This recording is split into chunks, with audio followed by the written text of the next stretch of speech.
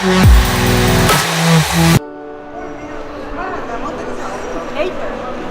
Mä olen Marianne Suomesta ja tässä on Matti Topias. Ja me ollaan innokkaita matkailijoita. Ja nyt me lähdetään katsomaan, kuinka sujuu kylpyläloma Viron tapaan.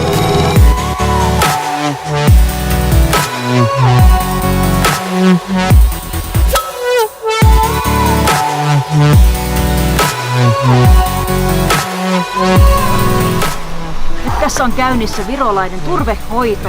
Olen istunut turvesaunassa ja saanut tämmönen turvenaamio.